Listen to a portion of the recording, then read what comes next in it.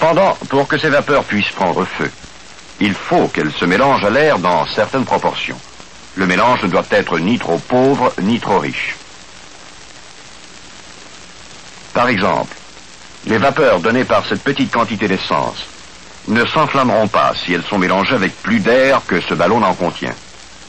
Cette même quantité d'essence ne brûlera pas non plus si elle est mélangée à une quantité d'air inférieure à celle contenue dans ce ballon-ci.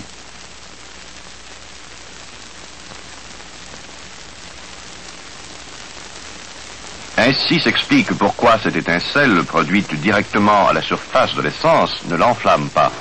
Le mélange de vapeur d'essence et d'air se trouvant à la surface du liquide est trop riche. Ainsi s'explique aussi pourquoi une étincelle produite à une certaine distance du vase n'enflamme pas le mélange. À cette hauteur, le mélange d'air et de vapeur d'essence est trop pauvre. Mais voyez maintenant ce qui se passe lorsque l'étincelle se produit à un point où le mélange gazeux est combustible. L'allumage aurait pu se produire tout aussi aisément ici, à côté, puisque les vapeurs d'essence sont plus lourdes que l'air et s'écoulent loin, tout comme un liquide.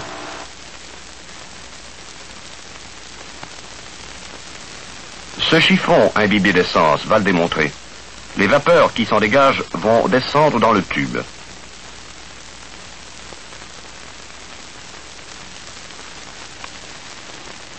Une bougie placée à la base du tube y mettra feu lorsque les vapeurs atteindront la flamme.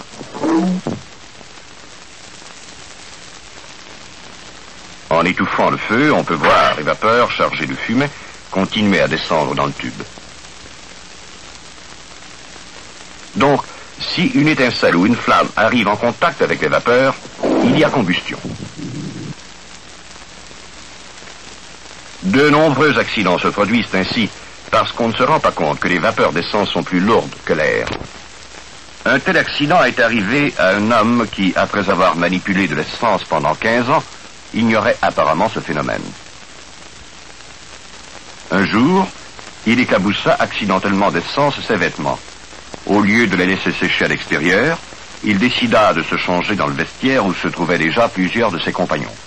Ils se mirent à bavarder, oubliant l'essence qui imbibait les vêtements et dont les vapeurs se répandaient dans la pièce fermée.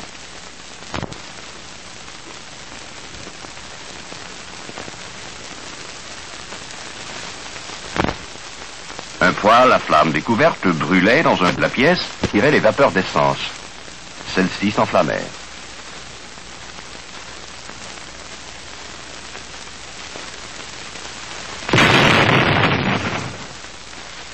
L'homme aux vêtements imbibés d'essence et 3 de ses compagnons périrent dans l'explosion. Négligence, ignorance, appelez cela comme vous voudrez, mais le résultat est trop souvent tragique, même si cela a commencé dans des circonstances banales. Un chandail est taché, on le nettoie imprudemment à l'aide d'un liquide inflammable. Quelqu'un s'endort et laisse tomber sa cigarette. Une allumette encore allumée est jetée par négligence. Mais une flamme découverte n'est pas toujours à l'origine des incendies. Ceux-ci ont bien d'autres origines. Un élément chauffant d'un appareil électrique peut allumer le feu.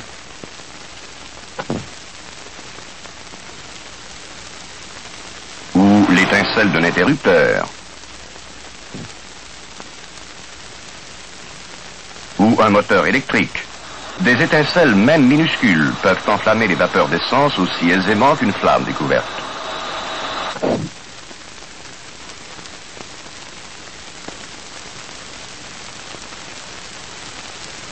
Une ampoule électrique allumée en présence de gaz combustible peut être un danger d'incendie.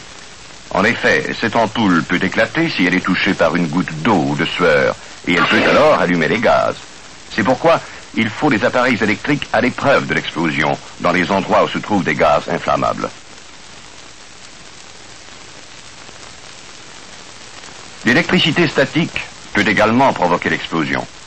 L'électricité statique qui se dégage lorsqu'on sépare simplement ces morceaux de métal et de plastique est suffisante pour allumer ce tube néon.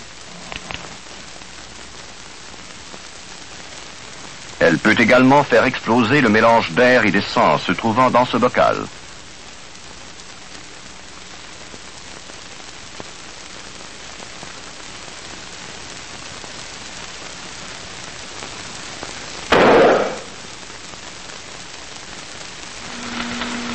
Les étincelles provenant des appareils de soudure ou de coupage peuvent enflammer les vapeurs.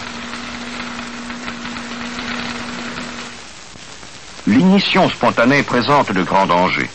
Elle peut se produire au sein de grand nombre de substances couramment utilisées dans les maisons. Huile végétale, encaustique et cire, chiffon gras ou huileux, peinture, solvants à peinture.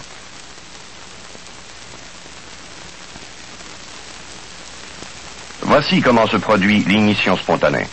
Imbibons un chiffon avec de l'huile végétale et isolons-le. L'huile va s'oxyder et de cette transformation se dégage de la chaleur. Au bout d'un certain temps, le chiffon va s'enflammer spontanément.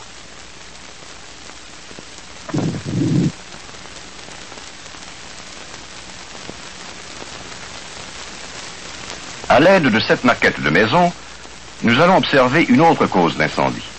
Voici des vêtements placés près d'une bouche d'air chaud. La température des tissus va s'élever au point qu'ils vont dégager des vapeurs combustibles.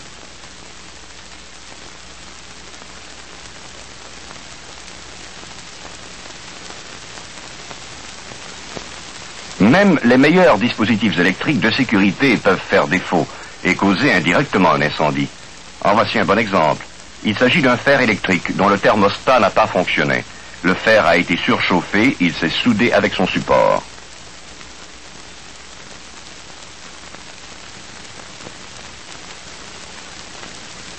Puis, le tout est entré en contact avec des matières combustibles et y a mis le feu.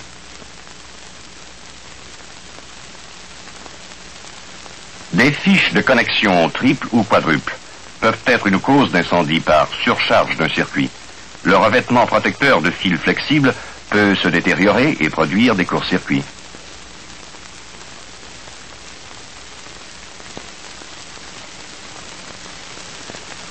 Des fils retenus au mur ou aux boiseries par des moyens de fortune ou glissés sous un tapis pourront s'endommager par un usage prolongé et déterminer des incendies par court-circuit.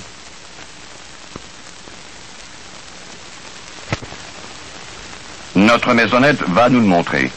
Ce fil de lampe passant sous un tapis s'est endommagé et le fil est surchauffé par suite d'un court-circuit partiel. Il y a ici une grave menace d'incendie.